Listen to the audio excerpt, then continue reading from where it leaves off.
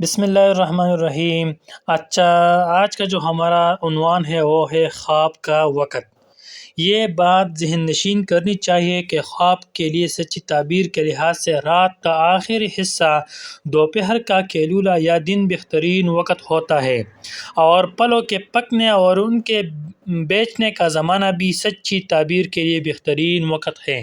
سب سے کمزور وہ خواب ہے جو سردی یا بارش آنے کے وقت نظر آئے۔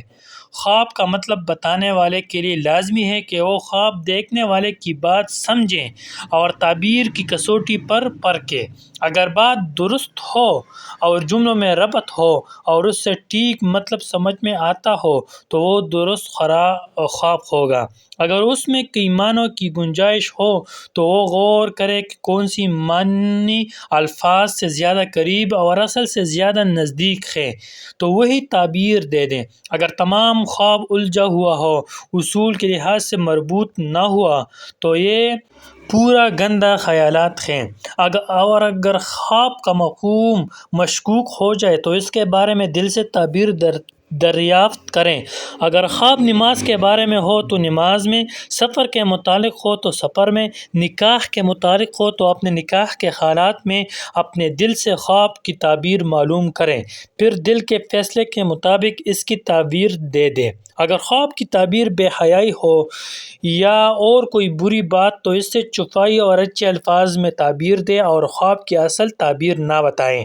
تعبیر دینے والے کو اصل خواب میں اگر جنس، قسم اور طبیعت معلوم ہو جائے تو اس کی تعبیر اسی پر محمول ہوگی اور اسی تعبیر پر پھر بھروسہ کیا جائے گا۔ جنس کی مثال جیسے درخت، درندے اور پرندے، ان سب کی تعبیریں مراد ہیں۔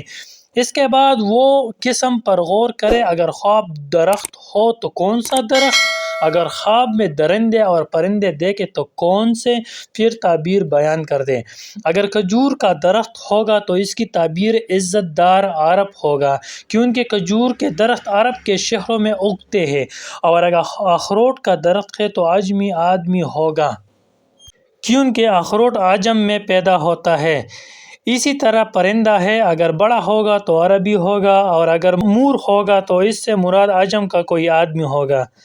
پھر اس کے بعد طبیعت پر غور کرے۔ اگر کھجور کا درخت ہے تو تعبیر دے دے کہ وہ بہت بھلائی کرنے والا اور خاندانی شریف ہوگا، اور اگر اخروٹ ہے تو یہ فیصلہ کر کہ وہ معاملے میں دھوکہ اور جھگڑا کرے گا، کیونکہ جب تک اخروٹ کڑ کڑ کر کے توڑا نہیں جاتا اس کی گری نہیں ملتی۔